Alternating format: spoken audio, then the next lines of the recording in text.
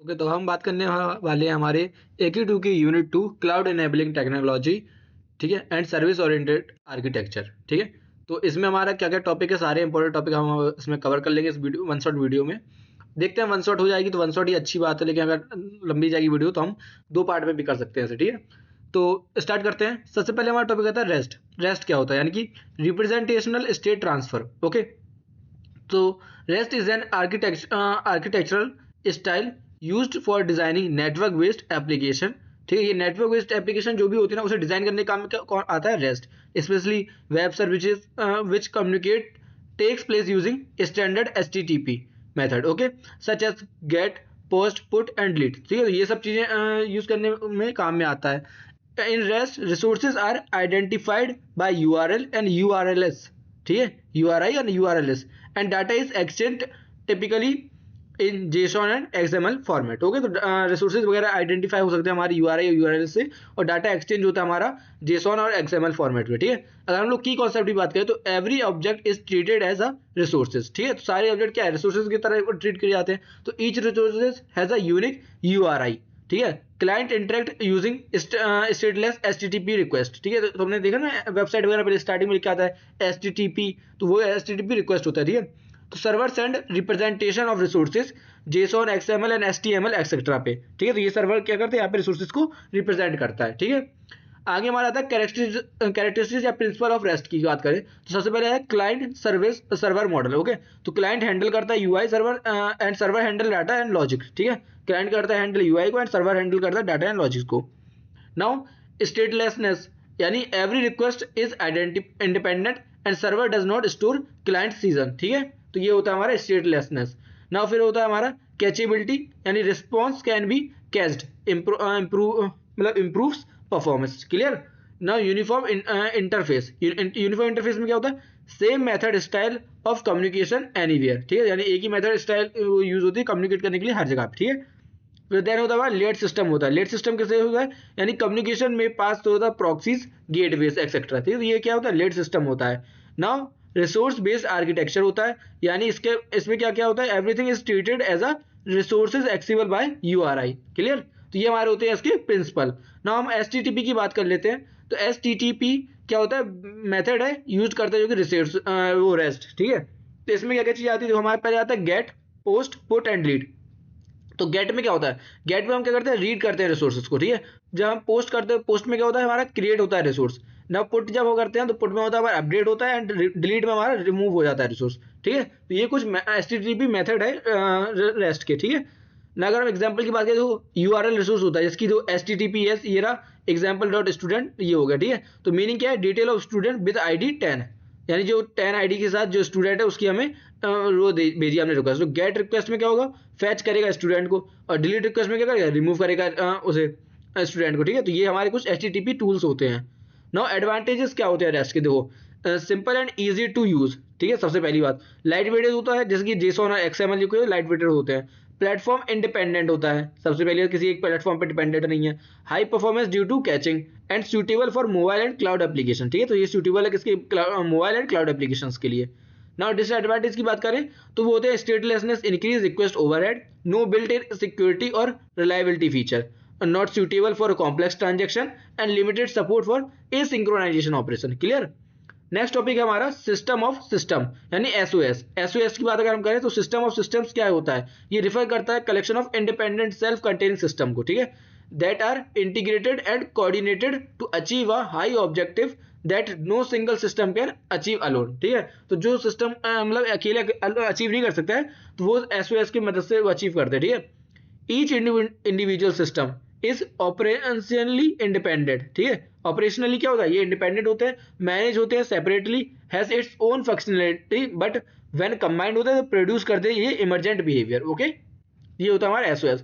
Simple meaning में समझे तो मैनी सिस्टम क्या करते हैं, उन्हें ज्वाइन कर देते हैं साथ में from a bigger powerful system के लिए। ठीक है, एग्जांपल के लिए है transportation, GPS, weather, traffic control, ये सब मिलाई बन जाता है हमारा इंटेलिजेंट ट्रांसपोर्टेशन सिस्टम।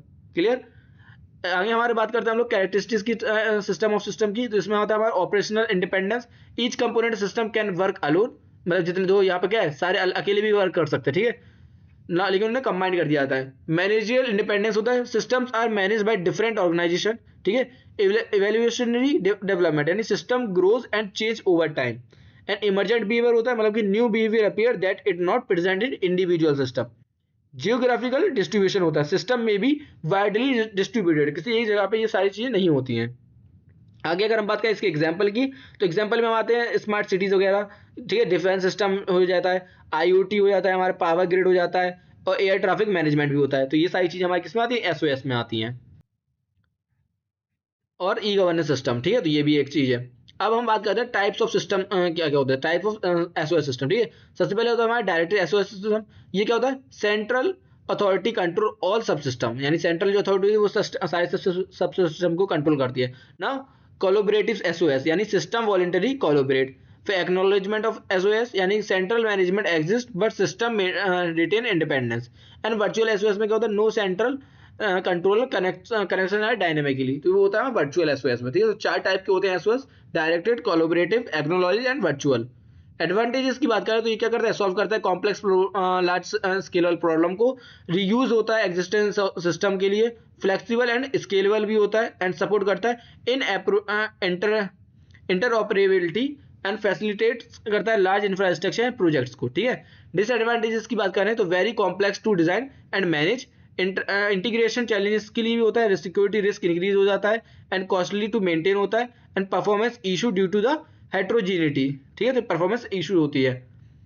अगला टॉपिक होता है हमारा वेब सर्विसेज। वेब सर्विसेज क्या होता है, देखो इसकी डेफिनेशन समझे। A web service is a software application that allow communication and data exchange between two application over the internet, ठीक है, using standard protocol such as HTTP, XML and SOAP and REST, ठीक है। तो ये सारे protocol को use करके हम लोग क्या करते हैं यहाँ पर कि डाटा एक्सचेंज करते हैं बिटवीन टू एप्लीकेशन, ठीक है। Now it enable interoperability, meaning applications written in different language and platform, ठीक है, can communicate with each other, मतलब अगर अलग अलग प्लेटफॉर्म में अलग अलग लैंग्वेजेस में लिखा हो तो वो भी कम्युनिकेट कर सकते हैं, ठीक है। वेब सर्विसेज में प्रोवाइड करवाता है। A mobile app access weather information from a remote server through an EPI। Mobile app जैसे होता है ना, रिमोट सर्वर से हम लोग क्या EPI वगैरह को यूज करके वेदर इन्फॉर्मेशन भी निकाल लेते हैं, ठीक है। ये सारी चीजें। नाउ सिंपल मीनिंग की अगर हम बात करें तो web service allow one application to talk to another application over the internet, ठीक है। ये चीज होती है वेब सर्विस, चाहे वो किसी भी लैंग्वेज बेस में चल रहा हो। नाउ की कैरेक्टरिस्टिक्स की बात करें वेब सर्विस की, ये होता है इंटर ऑपरेबिलिटी यानी वर्क अक्रॉस डिफरेंट प्लेटफॉर्म, जावा, .NET, पाइथन सब अलग अलग भी हो रहा है तो भी वर्क करता है।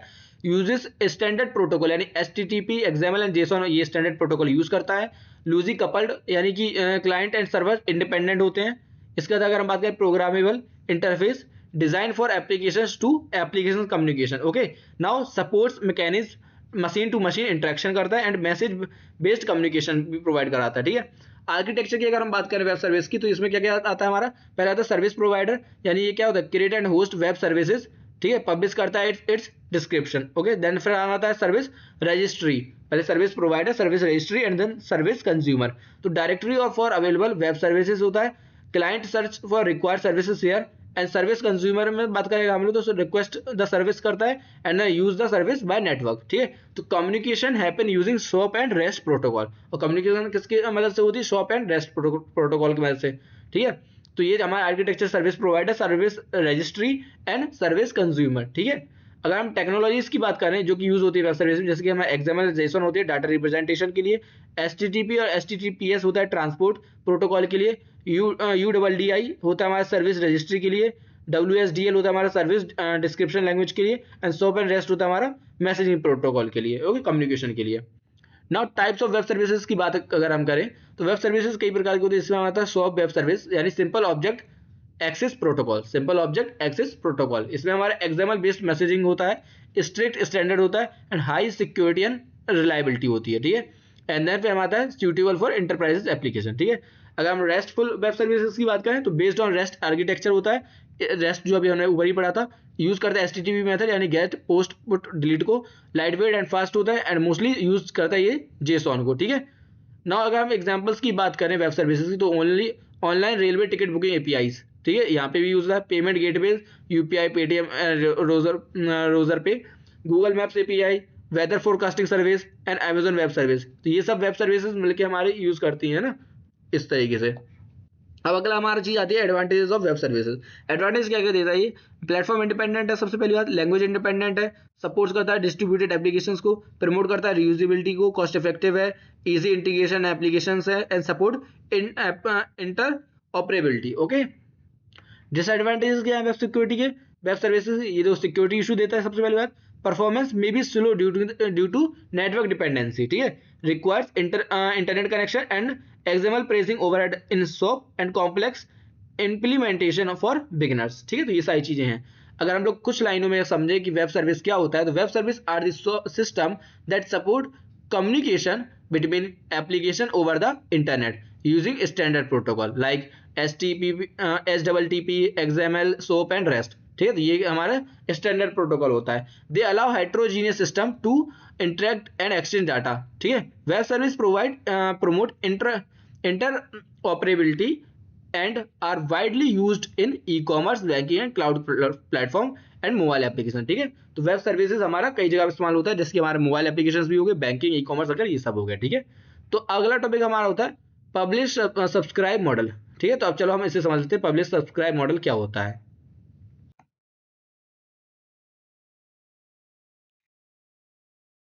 सो पब्लिश सब्सक्राइब मॉडल, ठीक है। डेफिनेशन की बात करते हैं इसकी। द पब्लिश सब्सक्राइब यानी पब सब model is messaging communication model in which publisher send message, ठीक है, जैसे इवेंट डाटा वगैरह के जो मैसेज होते हैं वो पब्लिशर भेज सकता है, and then subscriber receive messages, ठीक है। तो सब्सक्राइबर क्या करते हैं, वो रिसीव कर सकते हैं मैसेजेस को। Clear? Messages are not send directly to the subscriber, ठीक है। A message broken middleware deliver to the message, ठीक है। जो मैसेजेस होते हैं वो ब्रोकर होते हैं मिडिलवेयर में, फिर देन डिलीवर होते हैं मैसेज, ठीक है। Publisher and subscriber do not know each other which makes the system loosely couple, ठीक है। तो पब्लिशर जो होते हैं और जो सब्सक्राइबर होते हैं वो एक दूसरे को नहीं जानते, ठीक है। बस वो क्या एक सिस्टम के द्वारा कम्युनिकेट कर रहे हैं, ठीक है। की आइडियाज की बात करें अगर हम लोग, तो दो सेंडर क्या होता है, वो पब्लिशर होता है हमारा, रिसीवर होता है हमारे सब्सक्राइबर, ठीक है। और मिडिल एजेंट क्या होता है, ब्रोकर या मैसेज क्यू, ये हमारे क्या मिडिल एजेंट होते हैं जिसके थ्रू हमारे मैसेज पहुंचते हैं सब्सक्राइबर के पास। So messages is delivered only to those who subscribe, ठीक है। एग्जाम्पल के लिए you subscribe to your YouTube channel, the creator publish a video, you get notification. Clear? So मेरे चैनल को भी सब्सक्राइब कर लेना, अब मेरी भी वीडियो जब भी आएगी तो भी नोटिफिकेशन आपको मिल जाएगी, और आप सीख जाएंगे क्या, आप सीख जाएंगे उस टाइम पे पब्लिक सब्सक्राइबर क्या होता है, पब्लिश सब्सक्राइब क्या होता है। क्लियर? सो चलो आगे बढ़ते हैं। कंपोनेंट पब्लिश सब्सक्राइब मॉडल, ठीक है। Publisher produce and publish message event does not send message directly to the receiver, ठीक है। जैसे मैं डायरेक्ट जैसे वीडियो बना रहा हूँ तो मैं डायरेक्ट तुम्हें नहीं भेज रहा हूँ, मैं क्या यूट्यूब पे अपलोड करूंगा, देन तुम लोग वहां से उसे रिसीव कर पाओगे, क्योंकि तुमने अगर मेरे सब्सक्राइबर हो चुके होगे तो, ठीक है। तो सब्सक्राइबर क्या होता है, जो register interest in specific topic और event and receive message automatically, और वो तुम अगर सब्सक्राइब करके रखोगे तो तुम ऑटोमेटिकली तुम्हें नोटिफिकेशन पहुंच जाएगी, ठीक है। तो नोटिफिकेशन ऑन करना जरूर, ठीक है, भूलना मत। एंड होता है हमारा ब्रोकर या इवेंट चैनल या मिडिलवेयर। तो ये ब्रोकर कौन है हमारा, कौन, यूट्यूब है भाई, जो बीच बीच में से कुछ पैसा वैसा भी खाता है। सो मैंने subscription filter and delivers message and double decouples publisher and subscriber, ठीक है। तो ये सब चीज़ें हमारी ब्रोकर में आ जाती हैं। नाउ वर्किंग क्या होती है पब्लिश सब्सक्राइब मॉडल की, देखो subscriber subscribe to a topic, ठीक है, publisher publish a message to that topic, so broker receive message and broker match subscribers, message is delivered automatically to all subscriber. तो basically वो कह रहा है subscriber उसे सब्सक्राइब करके रख रहा है, जैसे उसके सिमिलर वीडियोस या सिमिलर टॉपिक्स पे उसे कुछ चीजें चाहिए पड़ती, ठीक है। अब पब्लिशर जैसे वो टॉपिक वीडियो डालेगा तो ब्रोकर उसे रिसीव करेगा उस मैसेज को और मैच करेगा कि कौन सा सब्सक्राइबर ऐसा है जिसे वो वीडियोस चाहिए, ठीक है। तो उस तक वो वीडियोस पहुंच जाएंगी। क्लियर? वो टॉपिक की चीजें पहुंच जाएंगी इस तरीके से। So no direct connection is required between sender and receivers, ठीक है। सो ये डायग्राम अभी ये तो बस ऐसे ही है, मैं तुम्हें मेन डायग्राम समझा देता हूँ, डायग्राम कैसा होता है, रुको जरा। तो देखो जैसे मैंने बताया कि सबसे पहले होता है माई प्रोसेस, ठीक है, मतलब ये क्या होता है हमारा, तो सेंडर होता है, देन हमारा मैसेज ब्रोकर होता है, देन हमारे सब्सक्राइबर होते हैं। तो यहाँ से जैसे कुछ चीज़ पब्लिश होती है वो मैसेजर के पास, मतलब जो ब्रोकर होता है उसके पास आती है, एंड यहाँ पे सब्सक्राइबर अपने अपने टॉपिक को वहाँ पर भेजते हैं। जैसी चीज़ें मैच होती है तो जो पीछे ब्रोकर होता है वो सब्सक्राइबर को वो चीज़ें पहुँचा देता है, ठीक है। तो ये है हमारा डायग्राम पब्लिश सब्सक्राइबर का, ठीक है। सो हम वापस आते हैं अपने टॉपिक को और आगे पढ़ते हैं। तो पब्लिश सब्सक्राइब सिस्टम क्या क्या है, तो टॉपिक बेस्ड पब या सब, ठीक है, पब एंड सब। तो सब्सक्राइबर्स रजिस्टर्ड फॉर टॉपिक्स, ठीक है, publisher publish to a topic, तो वही चीज थी ना, सब्सक्राइबर्स रजिस्टर करते टॉपिक, सेम टॉपिक के लिए, और पब्लिशर वही टॉपिक पब्लिश करते हैं। Example YouTube channels topics, MQTT topics, ठीक है। नाउ कंटेंट बेस्ड पब सब कैसे होता है, content based subscriber registered based on content condition. Example message only if price less than 100 या city equals to 100, city equals to Delhi, ठीक है। तो जब तुम नोटिफिकेशन ऑन कर लेते हो ना अमेजन वगैरह पे कुछ शॉपिंग वगैरह की, तो तुम्हें वो सब चीजें मिलने लगती है नोटिफिकेशन, ठीक है, कंटेंट बेस्ड। एंड होता है हमारा हाइब्रिड पब सब, जिसमें होता है uses both topic and content filtering, ठीक है। तो ये चीजें आती है ना। Technology using in a pub सब मॉडल में क्या क्या होता है, MQTT होता है, IoT यानी कि, ठीक है, अपाचे काफका होता है, ठीक है, rabbit MQ, Google pubsub and Amazon SNS, Facebook feed updates, WhatsApp group message and stock market alerts. तो ये सब साइट क्या है, टेक्नोलॉजी है हमारी पबसब मॉडल की। ओके ना, अगर हम एडवांटेज की बात करें पबसब मॉडल की, यानी पब्लिश सब्सक्राइब मॉडल की, वो होता है लूजली कपल्ड कम्युनिकेशन होता है। देखो सबसे पहली बात तो हाई स्केलेबिलिटी होती है, एसिंक्रोनाइजेशन कम्युनिकेशन होता है, easy broadcast to many receivers होता है, तो वो एक ही पब्लिश करता है, वो कई सारे लोगों तक पहुंच जाता है ना। ना better performance and distributed system and real time event streaming support होता है, और फ्लेक्सिबल एंड डायनेमिक सब्सक्राइबर होते हैं, ठीक है। तो ये चीज हो जाएगा। अगर डिसएडवांटेज की बात करें तो डिफिकल्ट एरर हैंडलिंग होता है, message deliver not guaranteed something, ठीक है, और कॉम्प्लेक्स मैसेज ऑर्डरिंग होती है, hard to debug and require broker configuration and security management required, ठीक है। तो ये सब हमारा डिसएडवांटेज हो गए। अगर हम बात करें डिफरेंस क्या होता है पब्लिश सब्सक्राइब में और क्लाइंट सर्वर में, ठीक है, तो जो ये हमारा डिफरेंस के क्या क्या हमारे डिफरेंस होते हैं, तो एक एक करके हम इनका डिफरेंस अच्छे से समझ लेते हैं। देखो सबसे पहले sender and receiver directly connected होते हैं क्लाइंट सर्वर में, लेकिन पब्लिश सब्सक्राइब में क्या होता है, एक बीच में ब्रोकर होता है, यानी sender and receiver not directly connected, ठीक है। क्लाइंट सर्वर में ये लोग टाइट कपलिंग होती है, यहाँ पर हमारी लूज कपलिंग होती है, ठीक है ना। 1-to-1 कम्युनिकेशन होता है हमारे क्लाइंट सर्वर में, ठीक है, 1-to-1 हो रहा होगा, यहाँ पर 1-to मैनी हो रहा होगा। डायग्राम में जैसे तुमने देखा ना कि पब्लिशर होता है वो कई सारे सब्सक्राइबर को चीजें भेज देता है, यहाँ पर सिंक्रोनाइजेशन मोस्टली होता है, यहाँ पर मोस्टली इन एसिंक्रोनाइजेशन होता है। एग्जाम्पल के लिए यहाँ पर हमारा होता है वेब रिक्वेस्ट या रिस्पॉन्स वगैरह, ठीक है। इसके बाद हमारे अगर इसकी बात करें तो यहाँ पर नोटिफिकेशन मैसेज है, ये सब आते हैं, वो हमारा इसमें आता है पब्लिश सब्सक्राइब में, ठीक है। तो अगर हम एक शॉर्ट डेफिनेशन समझे इसकी, the publish subscriber model is a messaging model in which publishers send message to a message broker instead of sending them directly to a subscriber. Subscriber receive only those messages for which they have subscribed. This model provide loose coupling, scalability and asynchronous communication and is widely used in cloud computing, IoT notification system and event based application. तो simple से बात है वही चीज की भाई publish subscriber model में ये होता है कि जो पब्लिशर होता है वो मैसेज सेंड करता है, लेकिन वो डायरेक्टली रिसीवर सब्सक्राइबर के पास नहीं पहुंचता है, वो मैसेज ब्रोकर के पास पहुंचता है, and then message broker match करता है सब्सक्राइबर की रिक्वेस्ट को कि उसने कौन सा टॉपिक मांगा हुआ है, ठीक है, एंड उस बेसिस पे उसे नोटिफिकेशन मिल जाती है। तो ये हमारे क्लाउड कंप्यूटिंग में इस्तेमाल होता है, IoT नोटिफिकेशन सिस्टम वगैरह में भी इस्तेमाल होता है। क्लियर ना। अब हमारा टॉपिक है बेसिक ऑफ विजुअलाइजेशन, ठीक है। तो सबसे पहले समझते हैं विजुअलाइजेशन क्या है। Visualization is a technology that allow creation of virtual software version of hardware और रिसोर्सेज, ठीक है। तो ये क्या करता है, वर्चुअल सॉफ्टवेयर बना, मतलब सॉफ्टवेयर बेस्ड चीजें बना देता है, ठीक है, जैसे कि ऑपरेटिंग सिस्टम हो गया, server, storage, network and application, ये सारी चीजें, ठीक है। Instead of the using separate physical machine, virtualization enable multiple virtual machine, ठीक है। हमें ये नहीं है कि भाई अलग अलग सबको सेपरेट मशीन यूज करनी, नहीं, वर्चुअलाइजेशन की वजह से क्या हो, कई सारी वर्चुअल मशीन बन जाएंगी to run on a single physical machine, जो कि एक ही मशीन में चल जाएगी, एक ही हार्डवेयर पे चल जाएगा, ठीक है।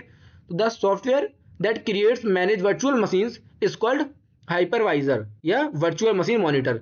तो वर्चुअल मशीन जो क्रिएट करता है या जो कंट्रोल करता है वो हमारा कौन होता है, हाइपरवाइजर होता है, या फिर VMM होता है, वर्चुअल मशीन मॉनिटर, ठीक है।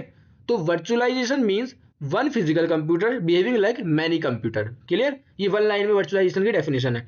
सो और अगर अच्छे से समझें तो each virtual machine has its own operating system, CPU shares, memory, storage and applications, ठीक है, but all shares that some same physical hardware. तो सिंपल सी बात है, एक ही फिजिकल कंप्यूटर होता है जिसमें जो बिहेव करता है कई सारे कंप्यूटर की तरह, क्योंकि वर्चुअलाइजेशन हो जाती है उसमें, ठीक है। Why virtualization is needed, hardware utilization is often low, server remain idle most of the time and purchasing multiple machine is costly, ठीक है, and maintenance and power consumption is increase. इसलिए हमें वर्चुअलाइजेशन की जरूरत पड़ती है, क्योंकि तो मशीनों की ज़्यादा कॉस्ट होती है, पावर ज़्यादा लगेगी, ठीक है, और सर्वर रिमेन आइडल रहते हैं, मोस्ट ऑफ द टाइम रहते हैं, ठीक है, और हार्डवेयर यूटिलाइजेशन बहुत ही लो है। तो virtualization solve this problem by sharing hardware resources efficiently, ठीक है, इसलिए हमें वर्चुअलाइजेशन की जरूरत पड़ी। नाउ हाउ वर्चुअलाइजेशन वर्क, कैसे वर्क करता है? दो physical machine require exist CPU RAM and disk. Physical machine जो होती है उसके लिए तो ये चीज चाहिए पड़ती है हमें, सीपीयू रैम डिस्क वगैरह। हाइपरवाइजर सिट्स अबव हार्डवेयर, ठीक है, तो ये कहाँ पर रहता है? हार्डवेयर के ऊपर रहता है, ठीक है। तो हाइपरवाइजर क्या करता है? डिवाइड कर देता है रिसोर्सेज को लॉजिकली, और multiple virtual machines run simultaneously, ठीक है, तो ये चीज़ होती है। अब इसका डायग्राम अगर हम अच्छे से समझे, दो जैसे हमारे फिजिकल हार्डवेयर रहा, इसके ऊपर हमारा क्या रहा? ये हाइपरवाइजर आ गया, ठीक है। फिर हमारा guest operating system and application आ गई, जो कि वीएम, VM2, VMT, मतलब ये कई सारी डिफरेंट हमारी एप्लीकेशन हो गई वर्चुअल मशीन्स की। तो ये हाइपरवाइजर जो होता है वो कंट्रोल करता है। तो ये एक सिंपल डायग्राम है। अगर तुम्हें और अच्छे से डायग्राम समझना है तो मैं अभी तुम्हें बता देता हूँ उस डायग्राम को भी, ठीक है। वेट अ मिनट, रुको, पहले डायग्राम देख लो। देखो ये हमारे वर्चुअलाइजेशन के डायग्राम में, जैसे कि सबसे पहले हम इसमें समझेंगे। देखो सबसे पहले वर्चुअलाइजेशन क्या है, दो सबसे पहले क्या है यहाँ पर? फिजिकल कंप्यूटर हार्डवेयर जो कि नीचे रहता है, ठीक है, इसके ऊपर हमारा हाइपरवाइजर रहता है, एंड देन हमारे फिर क्या रहते हैं? Guest one, guest two, guest three, जो एप्लीकेशन रहते हैं अलग अलग वीएम का काम करते हैं, ठीक है। तो ये क्रिएट एंड रन करते हैं वीएम्स को, ये मैनेज करता है हार्डवेयर एलोकेशन को, डायरेक्ट हार्डवेयर जो एक्सेस होते हैं वो यहाँ पर रहता है, ठीक है। तो ये हमारे वर्चुअलाइजेशन का एक डायग्राम है, जो कि तुम्हें आज से आप समझ में आ गए हो, तुम बना भी लोगे अब, ठीक है। सो अब हम बात कर लेते हैं टाइप ऑफ वर्चुअलाइजेशन क्या होता है, ठीक है। टाइप ऑफ वर्चुअलाइजेशन की बात करें तो पहले आता है हमारा हार्डवेयर वर्चुअलाइजेशन, जिसमें होता है virtual machines are created on physical hardware, ठीक है, and hypervisor manage the VMs, ठीक है। तो हाइपरवाइजर मैनेज करता है वीएम्स को, और वर्चुअल मशीन जो क्रिएटेड होती है वो फिजिकल हार्डवेयर पे होती है, एंड VMware ASXi होता है, जिससे माइक्रोसॉफ्ट हाइपर वी होता है, ठीक है। ऑपरेटिंग सिस्टम वर्चुअलाइजेशन की बात करें तो उसमें होता है हमारा multiple operating system instance share same kernel, ठीक है। तो ये टाइप्स ऑफ जो वर्चुअलाइजेशन है इसे हम आगे डिस्क्राइब वे में भी समझेंगे, ठीक है। तो अभी थोड़ा शॉर्ट फॉर्म में देख लो। बाकी आता है हमारा सर्वर वर्चुअलाइजेशन। सर्वर वर्चुअलाइजेशन में होता है single physical server divided into multiple virtual server, ठीक है। स्टोरेज वर्चुअलाइजेशन में multiple storage devices appear as a single storage pool, and network virtualization में क्या होता है? क्रिएट अ वर्चुअल नेटवर्क, ठीक है। नाउ टाइप ऑफ हाइपरवाइजर की बात करें तो हाइपरवाइजर कितने प्रकार के होते हैं? तो टाइप 1 होता है, जिसमें हमारा होता है bear metal hypervisor run directly on a hardware and used in the cloud data centres, most secure and fast होता है, ये टाइप 1 होता है हमारा हाइपरवाइजर, ठीक है। जैसे हम लोग बोलते हैं बेयर मेटल हाइपरवाइजर। देन हमारा होता है होस्टेड हाइपरवाइजर, जो कि होता है run on a top of the existing operating system, ठीक है। जो अभी मैंने डायग्राम दिखाया था ना, वो था हमारा बेयर मिनी, ठीक है, वो था हमारा बेयर मेटल हाइपरवाइजर, ठीक है। अब हम दूसरा वाला जो था वो भी देख लो अच्छे से, रुको एक मिनट। तो देखो ये हमारा है बेयर मेटल, जिसमें हमारा हाइपरवाइजर क्या है? डायरेक्टली फिजिकल हार्डवेयर के ऊपर लगा हुआ है, ठीक है। एंड जो हमारा दूसरा हाइपरवाइजर होता है वो हमारा होता है ये वर्चुअलाइजेशन, जिसमें हमारा क्या होता है? जो हाइपरवाइजर होता है वो ऑपरेटिंग सिस्टम के ऊपर होता है, ठीक है। जो ऑपरेटिंग सिस्टम होता है उसके ऊपर होता है, ये हमारा होता है दूसरा वाला, जिसे हम बोलते हैं वर्चुअलाइजेशन होस्टेड, ठीक है। और ये पहला वाला जो था उसे बोलते हैं हम लोग बेयर मेटल, क्लियर। तो ये दोनों हाइपरवाइजर का तुम्हें काम समझ में आया होगा। यहाँ पर ये ऊपर लगा हुआ है ऑपरेटिंग सिस्टम के, क्लियर। अब हम बात कर लेते हैं एडवांटेज ऑफ वर्चुअलाइजेशन। एडवांटेज क्या क्या है? देखो, बेटर हार्डवेयर यूटिलाइजेशन होता है, कॉस्ट सेविंग है, इजी बैकअप एंड रिकवरी देता है, एनर्जी एफिशिएंट है, प्लेटफॉर्म इंडिपेंडेंस है, ठीक है। इसके बाद हमारा इजी टेस्टिंग, डेवलपमेंट एनवायरमेंट है, सपोर्ट करता है क्लाउड कंप्यूटिंग को, ठीक है। तो ये हमारे क्या एडवांटेजेस हैं वर्चुअलाइजेशन के, ठीक है। वर्चुअलाइजेशन में ही हमारा आता है हाइपरवाइजर, ध्यान रखना, ठीक है।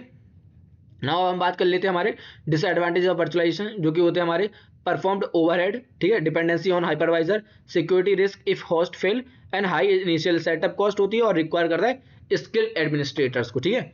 ना एप्लीकेशन ऑफ वर्चुअलाइजेशन की बात करते हैं तो उसमें आती है हमारी cloud computing platform like AWS, Azure, GCP and server Google cloud, ठीक है, and server consolidation, virtual labs in colleges, software testing, disaster recovery and running on different operating system on a same machine. तो ये सारी हमारी क्या होगी? Application of virtualisation हो गई, ठीक है। नाउ हम शॉर्ट फॉर्म में समझ लेते हैं वर्चुअलाइजेशन होता क्या है, ठीक है, जो एग्जाम के लिए तुम्हें इंपॉर्टेंट हो जाएगा। Virtualization is a process of creating virtual version of computers, ठीक है। Resources like server, operating system, storage और network, it allow multiple virtual machines to run on a single physical system using hypervisor, ठीक है। and virtualization improve resource utilization, reduce cost and forms the foundation of cloud computing, clear. तो ये होता है हमारा virtualisation. अब हम आगे बात कर लेते हैं टाइप ऑफ वर्चुअलाइजेशन क्या क्या होता है। जो टाइप ऑफ वर्चुअलाइजेशन अभी तुमने ऊपर पढ़ा हुआ है ना, वही है, बस अब हम तो अच्छे से और बता देंगे। तो टाइप ऑफ वर्चुअलाइजेशन में सबसे पहले था हार्डवेयर वर्चुअलाइजेशन था, फिर ऑपरेटिंग सिस्टम वर्चुअलाइजेशन था, ठीक है, एंड देन हमारा सर्वर वर्चुअलाइजेशन और नेटवर्क वर्चुअलाइजेशन, स्टोरेज वर्चुअलाइजेशन और नेटवर्क वर्चुअलाइजेशन, ठीक है। एंड देन हमारा एप्लीकेशन वर्चुअलाइजेशन, सबको भी हम वन बाय वन समझ लेते हैं क्या क्या है। देखो हार्डवेयर वर्चुअलाइजेशन क्या है, यानी platform virtualisation.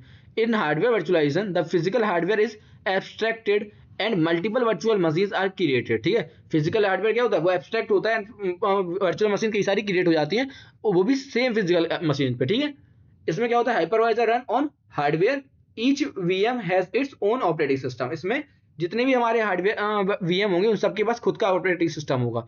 Used in cloud data centers. ठीक है, एग्जांपल के लिए VMware X, ESXi, Microsoft Hyper V and KVM। ठीक है, और यूज क्या होता है, server consolidation and cloud computing में। ठीक है, ना हम बात करते हैं ऑपरेटिंग सिस्टम वर्चुअलाइजेशन। इसमें क्या होता है, in operating system virtualization multiple isolated user space environments run on a single operating system kernel. ठीक है, तो यहाँ पे क्या है, एक ही ऑपरेटिंग सिस्टम होता है। So these environment are called containers, जो कि लाइट वेटेड होते हैं, वेरी फास्ट स्टार्टअप होता है इनका, और शेयर्स करते हैं सेम कर्नल को। ठीक है, तो इसमें हमारा क्या होता है कि एक ही ऑपरेटिंग सिस्टम होता है multiple isolated super space environment के लिए। ठीक है, नाउ इसके एग्जांपल होते हैं हमारे डॉकर, कुबरनेट्स एंड एलेक्सी और ओपन वीजेट।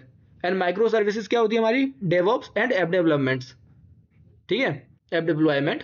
नाउ सर्वर वर्चुअलाइजेशन को समझते हैं। सर्वर वर्चुअलाइजेशन क्या होता है, डिवाइड करता है one powerful physical server into many पर इंडिपेंडेंट वर्चुअल सर्वर्स में। ठीक है, तो ये होता है हमारा सर्वर वर्चुअलाइजेशन। क्या करता है, एक पावरफुल फिजिकल सर्वर को डिवाइड कर देगा इंडिपेंडेंट वर्चुअल सर्वर्स में। ठीक, क्लियर। नाउ आगे बात करते हैं हम लोग इंक्रीजेस हार्डवेयर एंड यूटिलाइजेशन की। इसमें हमारा होता है रिड्यूस करता है कॉस्ट को एंड कंजप्शन को, इंक्रीज करता है हार्डवेयर यूटिलाइजेशन को, और each servers run its own operating system and apps. ठीक है, नाउ यूज कहाँ का होता है, डाटा सेंटर्स में एंड वेब होस्टिंग क्लाउड वगैरह में होता है। और इसमें टैग जो यूज होते हैं वो होते हैं VMware, एक्सपैन एंड हाइपर-V। क्लियर ना। अगला आता है हमारा स्टोरेज वर्चुअलाइजेशन। स्टोरेज में क्या होता है कि ये मल्टीपल फिजिकल स्टोरेज जो होती है ना, वो devices are combined to appear as a single logical storage unit. ठीक है, तो जितनी भी अलग अलग स्टोरेज डिवाइसेस होती है वो कंबाइन होकर एक सिंगल स्टोरेज यूनिट की तरह काम करती हैं, जो कि इंप्रूव करता है यूटिलाइजेशन को, ईजी होता है backup and recovery, and support करता है क्लाउड स्टोरेज सिस्टम को। ठीक है, और इसमें RAD मतलब रेड एंड सैन यानी स्टोरेज एरिया नेटवर्क और NAS सिस्टम जो होता है वो एग्जाम्पल है इसके। क्लियर ना। आगे हम अगर बात करते हैं तो वो होता है हमारा network virtualization, divide a physical network into multiple virtual network. ठीक है, तो ये होता है हमारा नेटवर्क वर्चुअलाइजेशन। क्या होता है, जो डिवाइड करता है फिजिकल नेटवर्क को मल्टीपल वर्चुअल नेटवर्क में। क्लियर, इसमें ये अलाउ करता है जो वर्चुअल लैन, ठीक है, virtual provided network VPN and software defined network SDN। ठीक है, बेनिफिट्स क्या क्या है इसके, अब ये बात करते हैं। बेनिफिट्स की बात करें तो बेटर सिक्योरिटी देता है, फ्लेक्सिबिलिटी मैनेजमेंट होता है, और ट्रैफिक आइसोलेशन होता है। ठीक है, एग्जांपल इसके होते हैं Cisco, VLAN, VMware and NSX and SDN। ठीक है, एप्लीकेशन वर्चुअलाइजेशन की अगर हम बात करें, in application virtualization application run in an isolated environment without being installed on the actual operating system. ठीक है, अवॉइड करता है कंपेटिबिलिटी को, इसको इजी अपडेट्स देता है, एप्लीकेशन रन रिमोटली और स्ट्रीम्ड। ठीक है, और एग्जांपल क्या है इसके, साइट्रिक्स एक्सपैन app, VMware ThinApp and Microsoft app भी। ठीक है, नाउ डेस्कटॉप वर्चुअलाइजेशन की अगर हम बात करें तो डेस्कटॉप वर्चुअलाइजेशन क्या करता है, अलाउ करता है यूजर को तो एक्सेस करता है वर्चुअल डेस्कटॉप को रिमोटली। ठीक है, and used desktop stored on a server cloud. ठीक है, used in a computer labs, companies and online classes, VDI, VMware, horizon, critics virtual desktop, ये सब इसके क्या एग्जांपल है। अगला आता है हमारा डाटा वर्चुअलाइजेशन। डाटा वर्चुअलाइजेशन क्या करता है, अलाउ करता है डाटा को डिफरेंट सोर्सेज के लिए, ठीक है, database, cloud files etcetera to be accessed on a single view without physical moving. ठीक है, तो ये एक्सेस करता है एक ही व्यू में विदाउट फिजिकल मूविंग के।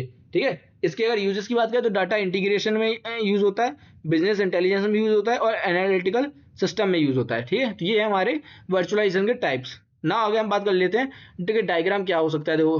ठीक है, तो डायग्राम कि तो सिंपल से तुमने पढ़ी रखा, फिजिकल हार्डवेयर होगा, देन हाइपरवाइजर होगा, देन हमारे वर्चुअल मशीन्स वगैरह हो जाएंगी, ये ऊपर होगा। क्लियर ना। एडवांटेज क्या है वर्चुअलाइजेशन की, तो जो कि अभी पहले पढ़ी चुके हो, दोबारा एक बार देख लो। बेटर रिसोर्स यूटिलाइजेशन होता है, कॉस्ट रिडक्शन होता है, इजी बैकअप एंड रिकवरी होता है, प्लेटफॉर्म इंडिपेंडेंस होता है, और इको फ्रेंडली नेचर होता है। ठीक है, लेस पावर यूजेस होते हैं। डिसएडवांटेज क्या होते हैं, performance overhead, single point of failure and security risk होता है, and high initial setup cost होती है। ठीक है, तो ये हमारे होते हैं डिसएडवांटेज। नाउ अगला टॉपिक आता है हमारा इंप्लीमेंटेशन लेवल ऑफ वर्चुअलाइजेशन। ठीक है, चलो इसकी बात करते हैं।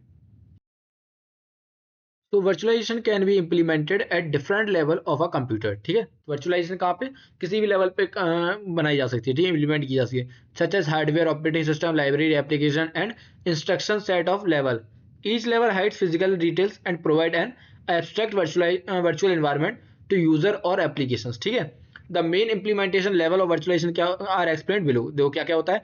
Instruction set of architecture ISA level virtualization क्या होता है इसमें। At this level virtualization occur at the CPU instruction level, ठीक है।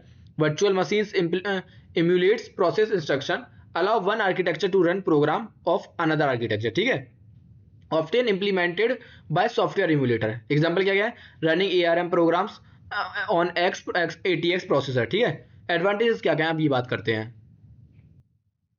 एडवांटेजेस में सबसे पहले आता है support legacy software, high portability. And disadvantages में क्या आता है slow execution because every instruction is translated, ठीक है। तो सारे मतलब बहुत स्लो होता है प्रोसेस, ठीक है। नाउ एग्जांपल क्या है इसके, वो क्या होता है हमारे बोचेस एंड क्यूएमओ, या ठीक है। इमुलेशन मोड होता है ये की, ठीक है। हार्डवेयर लेवल वर्चुअलाइजेशन की हम बात करते हैं उसमें क्या होता है। In hardware level virtualization the hardware platform is virtualized to support multiple virtual machines, ठीक है। मतलब कि hypervisor run directly on hardware और each VM has its own operating system and application, ठीक है। जिसमें हमारा होता है फुल वर्चुअलाइजेशन होता है, एक पैरा वर्चुअलाइजेशन आता है। ये क्या है हमारे टू टाइप्स होते हैं वर्चुअलाइजेशन, हार्डवेयर वर्चुअलाइजेशन के। एडवांटेज क्या है इसके। एडवांटेज हमारे हुए high performance, strong isolation and widely, ठीक है। तो ये वही चीजें हैं जो अभी हम लोग पहले पढ़ चुके हैं, उसी को एक बार हम दोबारा बता रहे हैं थोड़ा बहुत अच्छे से, ठीक है। ऑपरेटिंग सिस्टम क्या है, ये ऑपरेटिंग सिस्टम लेवल वर्चुअलाइजेशन है, जो वही अभी हमने पढ़ा था। देखो क्या करता है, मल्टीपल आइसोलेटेड यूजर एनवायरनमेंट को शेयर कर देता है सेम ऑपरेटिंग सिस्टम कर्नल में, ठीक है। तो ये चीज इसकी मेन होती है। बाकी एडवांटेज डिसएडवांटेज सेम ही है। लाइब्रेरी लेवल वर्चुअलाइजेशन की बात करें तो here virtualization is implemented at the application library like API level वगैरह, ठीक है। ये होता है also called the API emulation, ठीक है। एप्लीकेशन लेवल वर्चुअलाइजेशन में at this level individual application are virtualize rather than the full operating system, ठीक है। तो इंडिविजुअल जो एप्लीकेशन होती है वो वर्चुअलाइज हो जाती है ना। अगर हम डायग्राम की बात करेंगे सिंपल सा, दो एप्लीकेशन वर्चुअलाइजेशन आता है, ठीक है। लाइब्रेरी लेवल वर्चुअलाइजेशन आता है, ऑपरेटिंग लेवल वर्चुअलाइजेशन और हार्डवेयर वर्चुअलाइजेशन, और ये हमारा आता है इंटरेक्शन सेट ऑफ लेवल, ठीक है। तो ये एक हायरार्की शो कर रहा है कि कैसे कैसे होता है, ठीक है।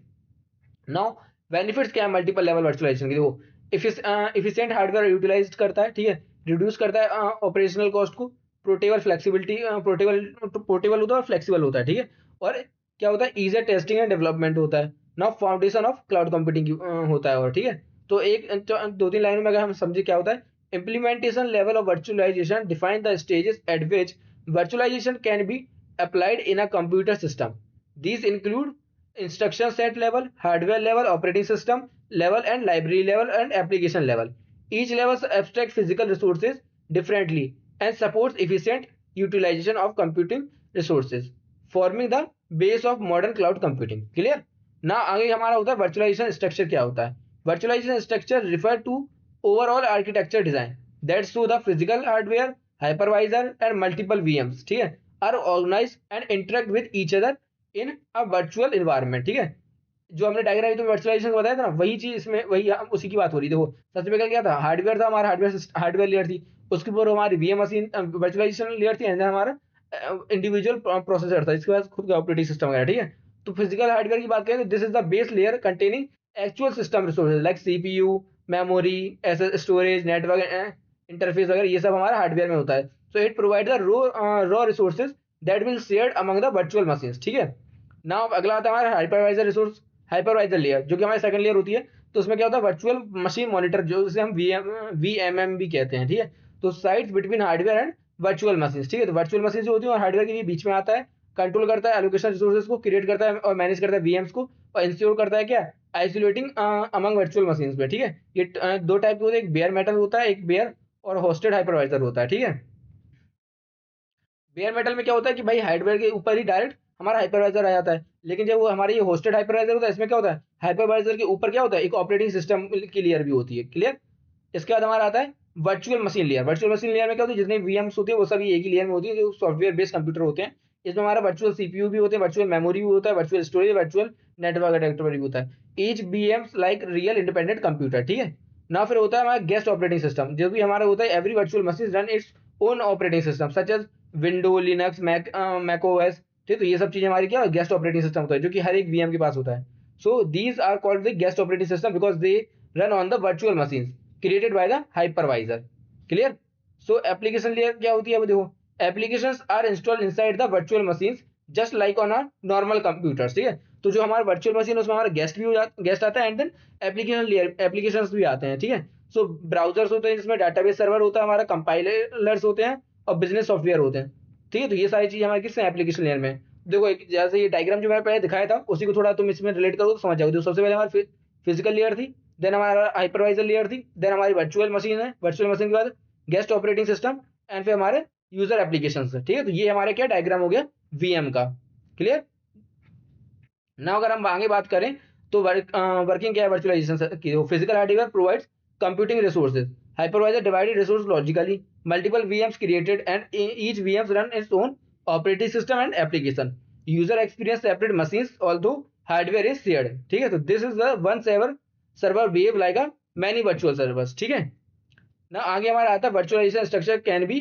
To types. क्या क्या होता है hosted virtualization, hypervisor run on top of the host operating system. Two types में आ जाता है used in personal system labs virtual box and VM work station. ये होता है एक होता है मतलब ये वर्चुअलाइजेशन वाला था जिसमें क्या था ऑपरेटिंग सिस्टम क्या था हाइपरवाइजर के ऊपर था, ये टाइप 2 हाइपरवाइजर होता है। और टाइप 1 हमारा क्या होता है ये होता है कि जिसमें हमारा होता है बेयर मेटल। बेयर मेटल में क्या होता है फिजिकल हार्डवेयर होता है, हार्डवेयर फिजिकल लेयर होती है, फिजिकल लेयर के ऊपर ही हमारा हाइपरवाइजर होता है, उसे हम बोलते हैं टाइप 1 हाइपरवाइजर, टाइप 1 हाइपरवाइजर। और यूज होता है ये डाटा सेंटर क्लाउड में, ठीक है।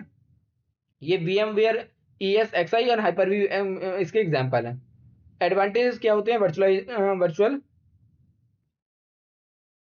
सो आगे हम बात करते हैं एडवांटेज ऑफ वर्चुअलाइजेशन स्ट्रक्चर क्या होता है। तो इसमें होता है हमारा बेटर हार्डवेयर यूटिलाइजेशन होता है, रिड्यूस कॉस्ट होती है, इंप्रूव स्केलेबिलिटी होती है, ईजियर होता है बैकअप एंड रिकवरी के लिए, सपोर्ट क्लाउड कंप्यूटिंग होता है and isolation between virtual machines होता है, ठीक है। तो ये हमारे क्या एडवांटेज है, नोट्स ले लेना एक बार पढ़ लेना अच्छे से, समझ में आ जाएगी, वीडियो बहुत लंबी हो जाएगी वरना, ठीक है। सो समझ में ध्यान में रहे इसमें चीज़ें, ठीक है। तो ये डिसएडवांटेज है जो कि तुम पहले वीएम के देखे वही है, ठीक है ना। टूल एंड मैकेनिज्म क्या होता है वर्चुअलाइजेशन एंड क्लाउड कंप्यूटिंग का, ये समझ लो। Tool and mechanism are the software platform framework and manage the technique that help in creating deploying managing and monitoring cloud virtualization environment. इसमें हमारे सपोर्ट किससे शुरू करते हैं virtualization, resource management, automation and monitoring, security and service delivery cloud, ठीक है। Now these tools make the cloud computing efficient, scalable and reliable and cost effective. Tool कौन कौन से होते हैं देखो, सबसे पहले तो हमारा क्या होता है हाइपरवाइजर ही हो गया, हाइपरवाइजर को भी तुमने पढ़ ही लिया तो इसे छोड़ दो, ठीक है ना। आता है हमारा कंटेनराइजेशन टूल, इसमें क्या होता है used in operating system level virtualization, जो ये क्या करता है container instead of full VMs, ठीक है, लाइक डॉकर, कुबरनेट्स, एलेक्स एंड ओपनशिफ्ट, ठीक है ये होते हैं। क्लाउड मैनेजमेंट प्लेटफॉर्म भी होता है, इसमें हमारा ओपन स्टैक, क्लाउड स्टैक, ठीक है ये सब अगर आ जाते हैं। फंक्शन क्या होता है इसका मैनेजिंग करता है पब्लिक प्राइवेट क्लाउड को, virtual network and storage pool VM इन सबको, ठीक है ना। होता है हमारा मॉनिटरिंग एंड मैनेजमेंट टूल्स, ठीक है। मॉनिटरिंग एंड मैनेजमेंट टूल में हमारे ये सारे एग्जांपल हैं, ठीक है जो कि तुम पढ़ लेना। और जाके इसकी जो वो होता है ये ट्रैक करता है परफॉर्मेंस को और रिसोर्स यूसेज वगैरह, अलर्टनेस वगैरह देता है, ठीक है। ऑटोमेशन एंड कॉन्फ़िगरेशन टूल भी आता है, इसमें हमारा होता है पपेट वगैरह, चैप वगैरह ये सब होता है। इसके फंक्शन क्या होते हैं automatic provisioning, configuration management and infrastructure as a code, ठीक है। नाउ 6 वाला होता है हमारा बैकअप एंड स्नैपशॉट टूल। ये किस लिए यूज होता है इसके दो एग्जांपल ये सारे हैं इसके। ये फंक्शन क्या है इसका disaster recovery and data protection, मतलब कोई अगर डिजास्टर कुछ हो जाए तो उसे प्रोटेक्ट करने के लिए स्नैपशॉट लेता रहता है, फोटोज वगैरह लेता रहता है ताकि पीछे जाके जैसे फोटोज होते हैं उसी तरीके से स्नैपशॉट वगैरह लेता रहता है ताकि पीछे जाके वो रिकवरी कर सके, ठीक है। Now mechanism used in virtualization and cloud, क्या होता है mechanism use virtual machine provisioning. ये क्या होता है provisioning refer to the creating, configuring and allocating the virtual machine automatically, ठीक है। तो ये होता है हमारा वर्चुअल प्रोविजनिंग, ठीक है। इसमें हमारे इंक्लूड करता है VM creation, assigning CPU, RAM, storage वगैरह, इंस्टॉल करता है ऑपरेटिंग सिस्टम एप्स वगैरह को, सपोर्ट करता है on demand self service in cloud, ठीक है। लाइव माइग्रेशन की अगर बात करें तो live migration is a moving और running virtual machine from one host to another without stopping services without user interruption, ठीक है ना। अगर हम वीएम क्लोनिंग की बात करें तो VM cloning creates an exact copy of a virtual machine, जैसे कि टेस्टिंग वैकम और ट्रेनिंग लैब्स के लिए इसे यूज करते हैं। उसके टाइप्स होते हैं फुल क्लोन और लिंक्ड क्लोन, ठीक है। स्नैपशॉट से current state of VM memory state and disk state, और यूज होता है हमारा roll back and during failure वगैरह के लिए, ठीक है स्नैपशॉट। नाउ इलास्टिसिटी मैकेनिज्म की बात है, elasticity through the cloud to automatically increase resource when demand rise and automatically decrease resource when demand drop. तो इलास्टिसिटी जो तुम पहले पढ़ चुके हो वही चीज़ है, ठीक है। रिसोर्स शेड्यूलिंग की बात करें तो रिसोर्स शेड्यूल कर देता है सीपीयू के टाइम को, मेमोरी एलोकेशन को, नेटवर्क बैंडविड्थ, स्टोरेज वगैरह को। शेड्यूलर यूज करता है देखो credit schedule and completely fair schedule, ठीक है। गोल होता है इसका फेयरनेस, हाई यूटिलाइजेशन वगैरह एंड क्यूएस गारंटी वगैरह, ठीक है ना। फिर हमारा आता है लोड बैलेंसिंग। लोड बैलेंसिंग क्या करता है डिस्ट्रीब्यूट करता है वर्कलोड को across the multiple servers, VM and containers, ठीक है। तो ये होता है हमारा लोड बैलेंसिंग। ठीक, और उसके बेनिफिट्स होते हैं, जो अवॉइड करता है ओवरलोड को, improvement performance and improve availability. ठीक है, एग्जांपल भी दिए हुए हैं, पढ़ लो अच्छे से। नाउ फॉल्ट टॉलरेंस क्या होता है, हाई अवेलेबिलिटी होती है इसमें। ठीक है, और ये मैकेनिज्म इंक्लूड होता है रेप्लिकेशन के लिए, चेक पॉइंट के लिए एंड फ्लाईओवर सिस्टम के लिए। एम होता है इसका continuous service even with the component fail के लिए। ठीक है, तो अगर हम लोग डायग्राम की बात करें तो एप्लीकेशन क्लाउड सर्विस आता है, फिर management and monitoring tool, hypervisor container, physical hardware. तो ओवरऑल तो एक तो वो याद हो गया होगा वर्चुअलाइजेशन का डायग्राम क्या होता है। ये फिजिकल लेयर है सबसे नीचे, एंड देन हाइपरवाइजर है ऊपर, या फिर कंटेनर आएगा, and managing and monitoring tool होता है, फिर एप्लीकेशन वगैरह आती है। ठीक है, फिर हमारा टॉपिक आता है virtualization of CPU, memory and input output devices. ठीक है, तो चलो अब इसे हम अच्छे से पढ़ लेते हैं। So virtualization is the technique of creating a virtual logical version of computing resources such as a CPU, memory, storage and input output device. तो virtualization of CPU, memory, input output devices क्या होता है, एक technique होती है virtualisation जो create करता है CPU, मेमोरी और इनपुट आउटपुट डिवाइसेस का एक वर्चुअलाइजेशन फॉर्म। ठीक है, instead of physical hardware directly. ठीक है, if the foundation of the cloud computing because it allow multiple virtual machines to run on a single physical machine using a hypervisor। ठीक है, तो जो चीज़ तुम लोगों ने पढ़ रखी है ना उसी को तोड़ मरोड़ के वो लोग पूछ रहे हैं, तो उसी को बार बार मैं बता रहा हूँ। वर्चुअलाइजेशन इंप्रूव करता है रिसोर्स यूटिलाइजेशन के लिए, फ्लेक्सिबल स्केलेबिलिटी होती है, isolation between user and application and cost efficiency होती है। ठीक है, नाउ सीपीयू वर्चुअलाइजेशन क्या होता है, CPU virtualization means dividing the processing power of one person physical CPU into the multiple virtual CPU. ठीक है, और ये वर्क कैसे करता है, क्या हाइपरवाइजर क्रिएट करता है वर्चुअल सीपीयू, शेड्यूल करता है vCPUs on physical CPUs and provide करता है कॉन्टेक्स्ट स्विचिंग। ठीक है, टेक्निक्स क्या होती है, फुल वर्चुअलाइजेशन होता है, पैरा वर्चुअलाइजेशन होता है, एंड हार्डवेयर असिस्ट वर्चुअलाइजेशन भी होता है। बेनिफिट्स की अगर हम बात करें तो बेनिफिट्स होते हैं हमारे इफिशिएंट सीपीयू यूटिलाइजेशन, सपोर्ट करता है मल्टीटास्किंग एंड मल्टी टेनेंसी के लिए, एंड आइसोलेशन एंड सिक्योरिटी के लिए,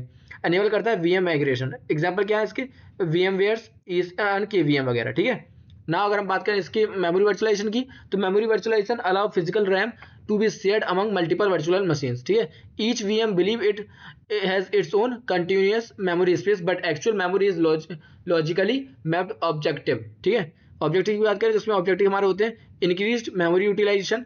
ठीक है, अवॉइड करता है फ्रेगमेंटेशन, इसके बाद प्रोवाइड करता है आइसोलेशन एंड सपोर्ट करता है ओवर कमिटमेंट के लिए। ठीक है, नाउ टेक्निक्स क्या होती है, वर्चुअल मेमोरी होती है, शेयर्ड मेमोरी होती है, बैलूनिंग होती है, एंड मेमोरी ओवर कमिटिंग होती है। ठीक है, बेनिफिट्स क्या होते हैं इसके, ये एफिशिएंट रैम मैनेजमेंट होता है, रन करता है large application on limited RAM के लिए। ठीक है, ये सब चीज़ें। नाउ इनपुट आउटपुट वर्चुअलाइजेशन क्या होता है, इनपुट आउटपुट वर्चुअलाइजेशन की अगर हम बात करें तो ये होता है कि इसमें क्या होता है, वर्चुअल वर्जन होता है इनपुट आउटपुट डिवाइसेस का। ठीक है, तो बस यही है इसमें आगे डिस्क स्टोरेज वगैरह, network interface, USB device and printers वगैरह होते हैं। हाउ कैसे ये वर्क करता है, हाइपरवाइजर क्रिएट करता है virtual input output devices and then guest operating system send करता है input output request to virtual devices, और हाइपरवाइजर फॉरवर्ड करता है देन फिजिकल हार्डवेयर को। ठीक है, तो ये होते हैं हमारे कि इनपुट आउटपुट वर्चुअलाइजेशन। ठीक है, इसके भी कुछ टाइप्स होते हैं, जैसे डिवाइस इम्यूलेशन होता है। ठीक है, पैरा वर्चुअलाइज्ड इनपुट आउटपुट होता है, डायरेक्ट इनपुट आउटपुट असाइनमेंट होता है। ठीक है, तो स्टोरेज वर्चुअलाइजेशन होता है, नेटवर्क वर्चुअलाइजेशन एंड बेनिफिट्स होते हैं इसके कि बेटर डिवाइस शेयरिंग होती है, फास्ट डाटा शेयरिंग होती है, एंड रिड्यूस करता है हार्डवेयर कॉस्ट को, एंड इंक्रीज करता है फ्लेक्सिबिलिटी को। सो एडवांटेज ऑफ वर्चुअलाइजेशन और डिसएडवांटेज वर्चुअलाइजेशन तुम लोग पहले पढ़ चुके हो। तो इस टॉपिक में आज के लिए इतना ही है, बाकी अगले टॉपिक की वीडियो हम बाद में लाएंगे। तो बस पढ़ते रहो और वीडियो को लाइक करो, चैनल को सब्सक्राइब करो और अच्छे से पेपर करके आओ। All the very best. ठीक है।